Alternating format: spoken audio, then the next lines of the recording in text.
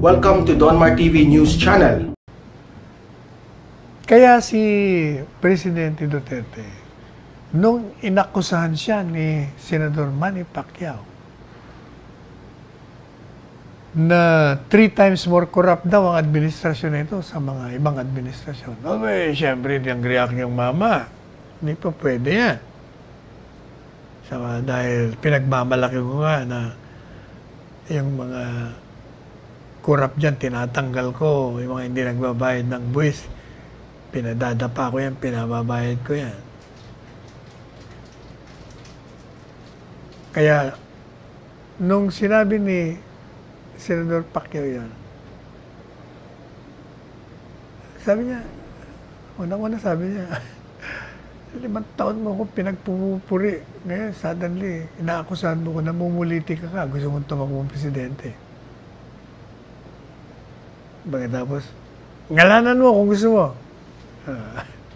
Ginalanan niya, kaya lang, meron naman siya sinasabi na, kailangan imbestigahan yung DOH. Baka may korupsyon dyan. O, akala ko ba may korupsyon? Bakit ngayon, iniimbestigahan mo pa? Kung merong korupsyon niyang anumang ahensya ng gobyerno, dapat idinimanda mo na. Yan ang trabaho mo.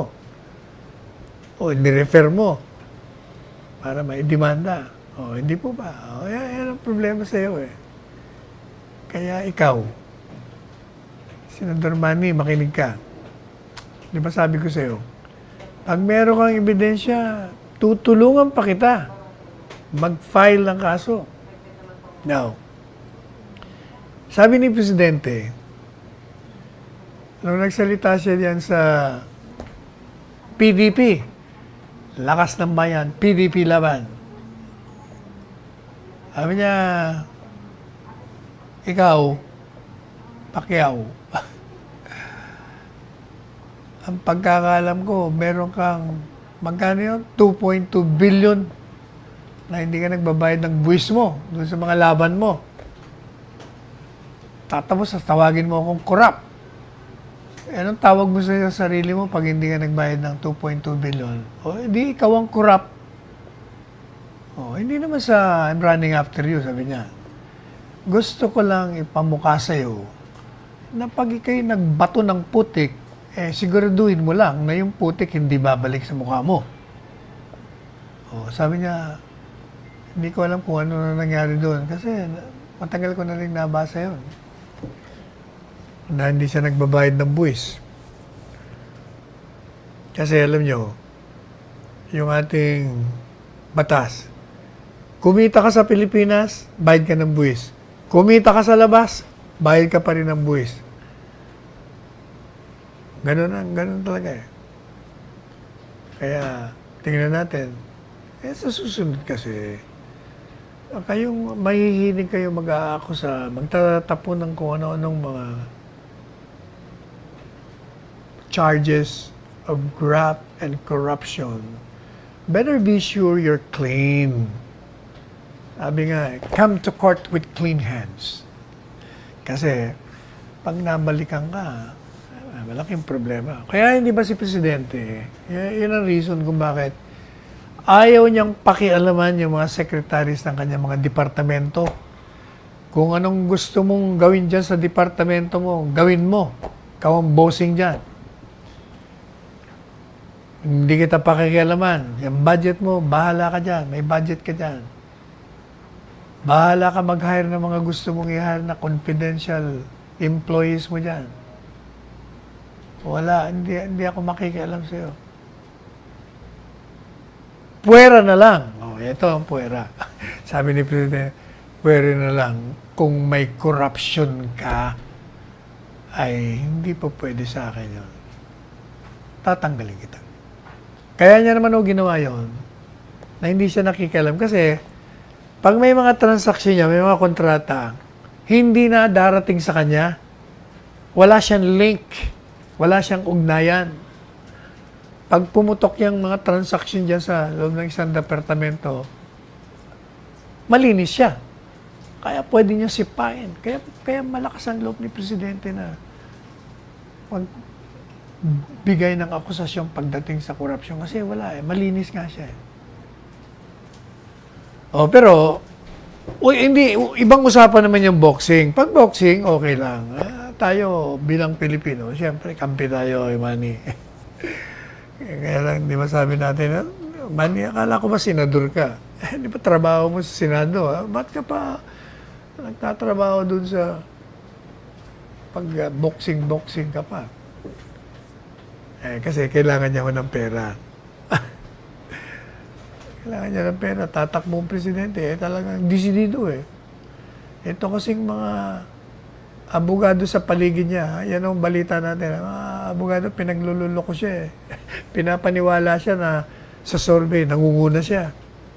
Gumawa sila ng kanilang survey. Ayan, paniwala naman siya. Ayan ako. Ayaw ko ba ikaw, Manny, talaga ako. Pag legend ka na, hayaan mo na maging legend ka. Huwag ka na pumasok sa politika. Ito naman si Trililing. Ayaw ko nang ngalanan to eh. Sabi ni Presidente, pag ikaw naging, ang lakas ng lobo kasi itong tinutuko ko yung rebelde na dating senador na nakarinig lang ng putok mga ng stage ng coup, sumurrender ka agad. Pagkatapos, ang dami pang nawawalang mga gamit doon sa hotel kung saan sila pumirmi. Tatakbo raw siyang presidente. Sabi ni Presidente Duterte, patay. Sasabog tayo. Pag ito naging presidente.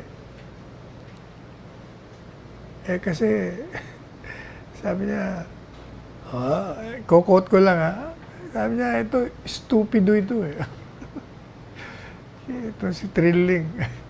At meron tong illusions of grandeur. Alam nyo, hindi lang si Presidente nagsabi niyan Yung mga kaklase niya, yan din ang sinasabi. Yung mga nandyan sa PMA, may illusions of grandeur. Alam bang illusions of grandeur? Ang tingin niya sa sarili niya, magaling.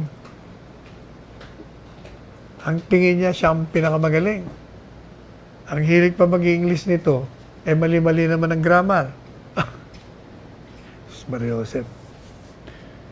Kaya, nababanatan ka. Saka napakasinungaling ho nito eh. Biro nyo, ang lakas daw ng loob ni Presidente na mag-cooperate kay lahat ng ngayon siya pag nagkaroon ng investigation sa korupsyon. Samantala naman daw, ang dami raw alibay nung inakusahan niya na magkaroon na merong pera. Noon, 200 milyon na sinasabi niya eh. Biglang naging 2.2 billion ngayon eh. Sabi niya, parang pinalalabas niya ako kasi na hindi naglabas ng waiver ang presidente nung mayor pa siya para ipakita kung ano ang laman ng kanyang bank deposit. Kasi nungalingan yun dahil ako abogado ni Mayor Duterte at that time. At ako ang gumawa ng waiver. Pinapirmahan ko sa kanya. Kasi yun ang instruction niya. Sabi niya, kailangan, attorney. Ilabas natin yung kung anong pera ko niyan. Wala naman akong pera gano'n. 16,000 lang pala ang pera niya. Yan ang katotohanan niya. Kaya puro kasinungalingan to. Ano pang kasinungalingan to? Lumika rin to ng istorya na pati si Bongo, kurap daw. Sabi nga ni Senador Christopher Bongo, ikaw nga ang makapalang mukha. Bakit? At least, si Senador Bongo, kahit nung siya ay aide pa lang ni Mayor Duterte, 23 years yun never na makalapit sa kanya sino mang kamag-anak niya upang magpatulong kung ano mang proyekto. Ganon din nung siya cabinet member, ganon din senador.